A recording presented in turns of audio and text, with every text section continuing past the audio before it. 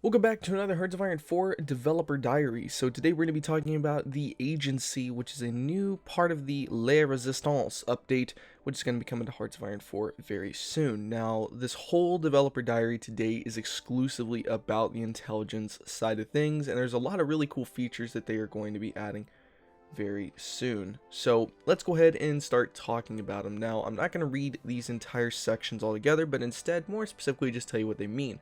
So this section up here is talking about pretty much the way that the intelligence is going to work now for major powers. Basically, you create your own intelligence agency, and to upgrade it and build it, you have to use civilian factories because there's not an actual economy. And they even mention that right here. Civilian factories is the closest we have to a money budget, so we felt this was the most appropriate cost to use, which kind of makes sense, but it makes you wonder a little bit at the same time. Is it possible that maybe Paradox is starting to come up with ideas that require money normally? And who knows, maybe they're going to be adding an economy in the game soon. I hope they really don't. They just stick with the whole civilian factory idea, but it would be still kind of interesting if they do that. Now, there's going to be a lot of different things you can do, like intelligence, defense, operations, operative training, and cryptology department. So it's going to be interesting to see what happens here, but the way this works is once you're ready to create an agency, I guess you click this right here.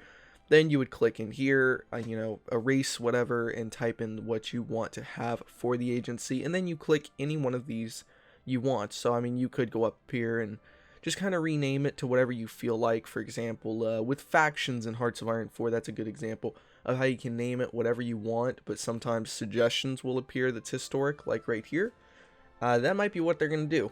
So for people who play multiplayer, I can already imagine the funny ideas people are going to have, because one thing I do for factions is create the Planet of the Apes, so that way whenever the faction event pops up, it says the dawn of the Planet of the Apes in a multiplayer game. Like literally, I always do that, and it always brings a laugh.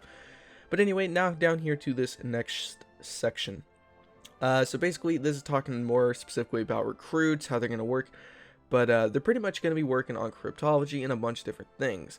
Basically, you can upgrade different branches of the agency as well, and update training or develop new gadgets to help your operatives. So that's going to be kind of interesting to see how this is going to go. But I would imagine upgrading training just means they can complete things quicker, or maybe be more productive, so they would more than likely, get bigger bonuses, be more likely to actually complete missions and stuff like that. Now here in the branch upgrades, they pretty much talk about, just like the creation of an agency, it will cost some industry time to develop its capabilities. The time is always the same, but the cost itself can vary with how powerful the option is. So right here is a pretty good example. Now, one big thing you'll notice here, whenever you're going to upgrade something, it says branch upgrades take 30 days to complete. That is probably one of the biggest things. Now, that is something I do not like the idea of, because in multiplayer games, you're usually microing a lot of stuff. And apparently there can only be like one major spy controller in the faction, which I'll show you guys in a minute. They talk about that. But I feel personally that 30 days is just going to be way too often. This stuff is going to be popping up and have to do this kind of stuff. But here's the cost difference. So 5 factories for stuff up here, in here. Then we have some stuff that's really powerful, which I guess is this 10 factory. Then this one's 8 factories, I would assume that the way this is going to work is stuff that's okay, maybe give some upgrades like Army Department, Naval Department, and Air Force Department, which I would again imagine maybe will give you encryption or decryption bonuses in combat. Then we go down here to anti-partisan. That's kind of obvious. That would more than likely give some type of bonus to battling partisans, or maybe lower the resistance rate in certain territories. Blueprint stealing. Now, this is a good idea, because I think what this is going to be is maybe this might be something like in multiplayer games. For example, Germany will get medium 1 tanks pretty early on, like in 1936, if they're smart. Now, this might mean that, as say the United States, if you get an intelligence upgrade here and do this blueprint stealing, you can kind of pick Germany possibly, and then steal the blueprint for the tank and get a similar upgrade for American tanks and be able to get a research bonus. That's what I'm getting out of this. And really, all this stuff here is kind of obvious, but economy and civilian, I don't know. I think this stuff might just be either upgrades because of this economy and civilian. That might be an industry upgrade. Army Department might be intelligence for bonuses in combat, or it could be upgrades for Army. Same for Navy, same for Air Force. Then we have passive defense. I think more than likely this would probably be, well, You can kind of see here, some things have multiple little circles on them, and what I'm getting the vibe of is these things are small upgrades that you can take, and they'll actually be deployed for the rest of the game. So maybe passive defense will actually increase the ability for your operatives to kind of defend themselves, be able to do stuff like that, and then maybe anti-partisan here is just going to be 2 upgrades to maybe remove 5% each. Invisible ink, plastic explosives, I don't know what much of this would be. Now, however, I think interrogation techniques would be helpful for the blueprint stealing up here. And then form a department, this kind of stuff, not really sure, but I would assume the encryption right here in decryption is going to be more than likely associated with, encryption and decryption. And it's possible it's going to be taken out of the research side of the industry tree, and this is what's going to replace it, I would imagine. So anyway, down here, they do put a little bit more details into that stuff. Naval Department is one of the basic branches that improves your intelligence gathering in the field. It will ensure get the most out of any naval intel you get. So since Naval Department's up here with Army and Air Force, I would imagine that might be how it could work, but I really don't think that's only where it would end, because, let's be honest here, and I didn't mean to right click, that was an accident. But I don't think that's necessarily where it's going to be and end, because why would you need intelligence for, your economy and civilian? I don't necessarily know that. That might just be civilian or industry bonuses. I don't know. But anyway, passive defenses boost your agency's counterintelligence rating with Together for Operatives, help you defend against enemy operatives. So that was correct. Invisible ink. Improve ways of sneaking intel back through letters and other ways of through writing. Okay, sorry about that. Let me reread that. I'm a little bit tired today.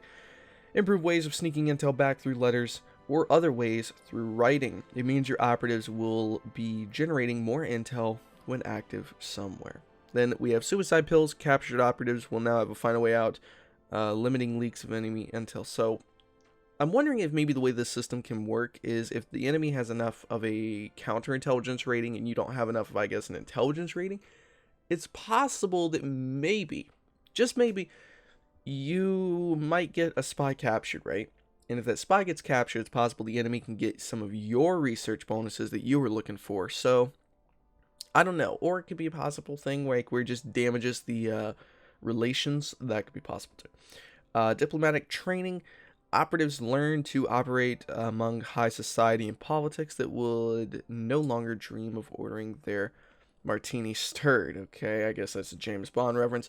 This one helps out with missions such as diplomatic pressure and control foreign trade. Yep, future diary. So that's going to be really interesting. I'm really excited for that side of things more specifically because, you can kind of put pressure on certain countries. This would be great for multiplayer because the United Kingdom might put pressure on, say, Portugal in a multiplayer game to stop trading with Germany, possibly, if this is one of the things you can do. Or it's another possibility that maybe with diplomatic pressure, it might also start giving edges to staging coups and boosting, ideology and stuff like that. Then we have the cryptology department. Sets up department of math wizards and crossword puzzles. Why shall be covered in. I think what they mean is it's going to be covered in future diary. But I would imagine it's going to be really interesting to see how this is going to work. Then we get down here to the last section here, and the spy master. That's what I was talking about. If you have enough upgrades and you are in the faction, you become the faction's spy master. Now, if we look in here in this picture, it's kind of similar to, I guess, assuming control of a faction inside of a game. So, if you're already kind of in the faction and the head of it, if someone has maybe a better intelligence type of gathering and stuff like that, then they can go up here for 50 political power and become the spy master. And as you can see in here, all it does is, as spy master, you are able to control more operatives where the amount depends on the size of your faction. There can only be one spy master per faction, and if your faction already has a spy master, they must accept for you to take over. Then we get down here to the final section. This is the logical path for people who want to lean heavily into the espionage and get the most out of it. So this would probably be great for America because they're kind of busy, or not really busy, but they don't really get too busy in the game until really late, like 1941, when the game's kind of been almost decided, especially in multiplayer. There can only be one spy master per faction, and the main advantage of being a spy master is it will let you run a lot more operatives, how many depending on the size of your faction. We felt it was mostly historical, that only the really big nations truly invested in this but the most important reason was balance. A lot of spy systems in games fall down on the fact that people can spam you with agents, so you either end up super annoyed or the system needs to be toned down to where it's no longer impactful and fun. In a historical Hearts of Iron game, given this rule, we have then set us up with 3 potential powerful agencies: Allies, Axis, and Commenter. See you all next week when we look at further espionage topics. So that's pretty much it. That is the developer diary today, and honestly, I'm extremely excited for this because I really want to know how this stuff's going to work. They said they would cover more of this stuff in the next dev diary, which I got to this one really late, so it should be tomorrow or the day after. Might get to it Friday is when I'll be able to next, but anyway, hopefully you guys enjoyed this video, and go down below and tell me some of the things you guys are excited for in this update, and who knows, maybe some things that you want, because Paradox does sometimes check these videos, and you never know if one of them starts going through the comments and sees something that might be a good idea and throws it in. You never know. Anyway, thank you for watching. I'll see you guys next time. Stay awesome.